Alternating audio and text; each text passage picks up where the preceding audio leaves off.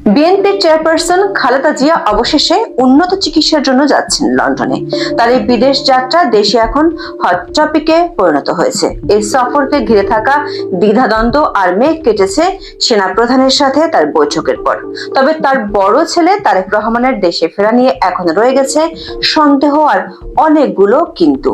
খালেদা জিয়া বিদেশে যেতে রাজি হলেও তারেক রহমান কেন দেশে ফিরছেন না, এই দুটি বিষয়ের মাঝে থাকা অনেকগুলো কেন নিয়ে আজকের এই বিশ্লেষণ। চলুন যাওয়া যাক বিশ্লেষণে।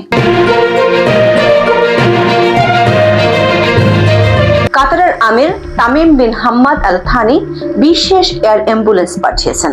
সেই এয়ার অ্যাম্বুলেন্স যোগে খালেদা জিয়া লন্ডনে যাচ্ছেন। গণমাধ্যমে প্রকাশিত খবরগুলো বলছে, প্রথমে তিনি লন্ডনের লন্ডন ক্লিনিকে ভর্তি হবেন। লন্ডনে রয়েছেন তার বড় ছেলে এবং বিএনপির ভারপ্রাপ্ত চেয়ারপারসন তারেক রহমান ও তার পরিবার। দীর্ঘ 7 বছর পর মা ছেলের সাক্ষাৎ হতে যাচ্ছে খালেদার এই বিদেশ সফরের মধ্য দিয়ে। এর আগে সর্বশেষ 2017 সালের 15 জুলাই চোখ ও পায়ের চিকিৎসার জন্য লন্ডনে গিয়েছিলেন বিএনপির চেয়ারপারসন খালেদা জিয়া।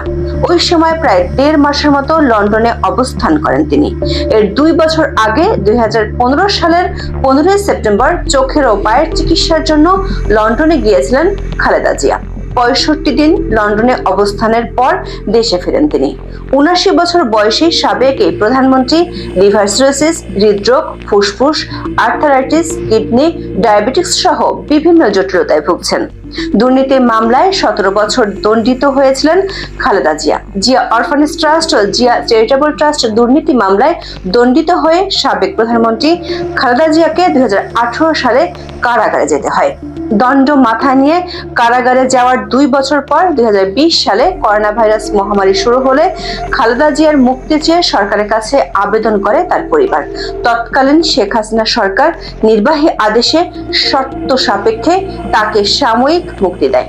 শর্ত ছিল খালেদা জিয়াকে নিজের বাসায় থেকে চিকিৎসা নিতে হবে এবং তিনি দেশের বাইরে যেতে পারবেন না। গত 5ই আগস্ট শেখ হাসিনা পদত্যাগ করে দেশ ছেড়ে যাওয়ার পরদিন খালেদা জিয়াকে মুক্তি দেন রাষ্ট্রপতি। খালেদা জিয়া মুক্তি পাওয়ার দিন রাতেই তাকে পাসপোর্ট দেওয়া হয়। তখন থেকেই তার বিদেশ যাওয়ার আর কোনো বাধা ছিল না। 21শে আগস্ট তিনি হাসপাতাল ছেড়ে বাসায় চলে যান। প্রথম দিকে দলের পক্ষ থেকে বলা হচ্ছিল আইনি বাধা সরে গেলে উন্নত চিকিৎসার জন্য তিনি বিদেশ যাবেন। জিয়া অরফানেজ ট্রাস্ট ও জিয়া চ্যারিটেবল ট্রাস্ট মামলায় দণ্ড স্থগিত হয় খালাস পান বড় পুকুরিয়া কয়লা খনি দুর্নীতি মামলা থেকে। আর যেসব মামলা আছে সবগুলো মামলায় তিনি জামিনে আছেন। আইনি বাধা দূর হওয়ার পরও তার বিদেশ যেতে দেরি হলে তা নিয়ে আলোচনা শুরু হয়। গত 8ই নভেম্বর দলের পক্ষ থেকে তার বিদেশ যাত্রার সব প্রস্তুতি নেওয়া হয়েছিল, কিন্তু হঠাৎই তিনি সেই সিদ্ধান্ত থেকে সরে আসেন। শুরু হয় ফিসফাস। রাজনৈতিকভাবে নিশ্চয়তা না পেলে বিদেশ না যাওয়ার সিদ্ধান্ত নেন খালেদা জিয়া। একইভাবে 2008 সালে ফখরুদ্দিন সরকারের সময় সিদ্ধান্ত পাল্টেছিলেন তিনি।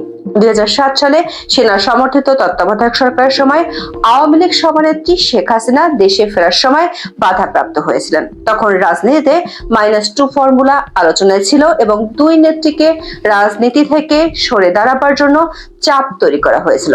খালেদা জিয়া যাতে বিদেশ যান তার জন্য মধ্যস্থতা করে 2টি বিদেশি দূতাবাস। সবশেষ গত 2 জানুয়ারি সেনা প্রধান জেনারেল ওয়াকারুজ্জামান তার স্ত্রীকে নিয়ে দেখা করতে যান খালেদা জিয়ার সাথে। এ নিয়ে নানা মহলে চলে জল্পনা কল্পনা। যদিও বিএনপির পক্ষ থেকে বলা হয়েছে অসুস্থ বিএনপির চেয়ারপারসনকে দেখতে তার বাসভবনে গিয়েছিলেন সেনাপ্রধান। বিএনপির একাধিক সূত্র বলছে 2টি বিষয়ে নিশ্চয়তা পাবার পর খালেদা জিয়া বিদেশ যেতে সম্মত হয়েছেন। একটি হলো -2 না করার নিশ্চয়তা বা চিকিৎসা শেষে বিদেশ থেকে ফিরতে বাধা না দেয়া। দ্বিতীয়টি হলো সংবিধান বাতিল সহ বিতর্কিত ইস্যুগুলো যাতে সরকার মেনে না নেয়, যার ফলে নির্বাচন দেরি হওয়ার আশঙ্কা থাকে। বিশেষ করে তিনি বেশ কয়েকটি মামলায় এখনো জামিনে আছেন। সরকার যদি ফিরতে বাধা দেওয়ার জন্য সেসব মামলার জামিন বাতিল করে তখন তার জন্য পরিস্থিতি জটিল হয়ে যাবে। বিএনপির সূত্রগুলো বলছে, সেনাপ্রধানের পক্ষ থেকে নিশ্চয়তা পাওয়ার পর তিনি দলের হাইকমান্ডকে ইতিবাচক বার্তা দিয়েছেন। বিএনপির সিদ্ধান্ত হলো খালেদা জিয়া লন্ডন থেকে যুক্তরাষ্ট্রের জন হপকিন্স ইউনিভার্সিটি হাসপাতালে চিকিৎসার জন্য যেতে পারেন, কিন্তু এরই মধ্যে যদি সরকারের আচরণে কোনো পরিবর্তন হয় তাহলে তিনি দেশে ফিরে আসতে পারেন। খালেদা জিয়ার বিদেশ যাওয়ার আগে থেকে বিএনপি ও এর নেতা কর্মীদের মধ্যে একটি বিষয়ে ধোঁয়াশা আছে, সেটি হলো দলটির ভারপ্রাপ্ত চেয়ারপারসন, যিনি দীর্ঘদিন লন্ডনে অবস্থান করছেন, তিনি কবে দেশে ফিরবেন। তারেক রহমান দেশ ছাড়েন 2008 সালের 11 সেপ্টেম্বর। তার বিরুদ্ধে তখন মামলা ছিল 21টি, পরে আরো মামলা হয়, সব মিলিয়ে মামলার সংখ্যা দাঁড়িয়েছিল 84টি। এর মধ্যে 4 মামলায় তার সাজা হয়। এমনকি তারেক রহমানের বক্তব্য প্রচারেও নিষেধাজ্ঞা দিয়েছিল উচ্চ আদালত।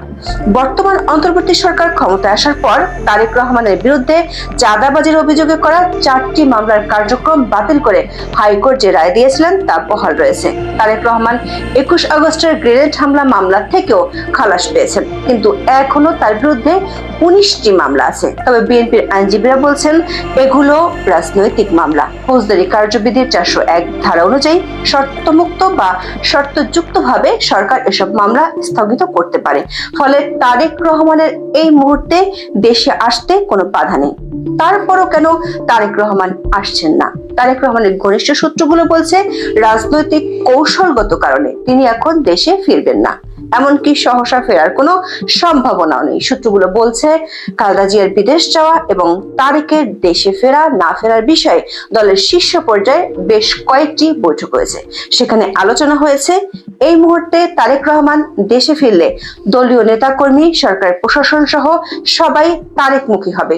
বিশেষ করে পুলিশ প্রশাসন সহ সবাই তারেকের দিকে ঝুঁকে পড়ার আশঙ্কা আছে, যেটি সরকারকে শুধু বিব্রতকর পরিস্থিতিতে ফেলবে না, সরকারের বিশ্বাসযোগ্যতা নিয়ে প্রশ্ন দাঁড় করাবে। তখন আসন্ন নির্বাচনে লেভেল প্লেইং ফিল্ড নিয়ে সরকারকে কঠোর সমালোচনার মুখে পড়তে হতে পারে। এই কারণে নির্বাচনী রোডম্যাপ বা তাফসিল ঘোষণার আগে তারেক রহমানের দেশে ফেরার সম্ভাবনা নেই বললেই চলে, এমনটাই জানিয়েছে বিএনপির স্থায়ী কমিটির একজন সদস্য। এছাড়া বিএনপির নেতা কর্মীদের চাঁদাবাজি ও দখল বাণিজ্য অনেক চেষ্টা করেও রোধ করা যাচ্ছে না। তারেক রহমান দেশে ফিরলে তাকে এসব বিষয়ে সরাসরি গণমাধ্যমের মুখোমুখি হতে হবে। তাই আপাতত এমন পরিস্থিতিও এড়ানো যাবে যদি তিনি বিদেশ থাকেন।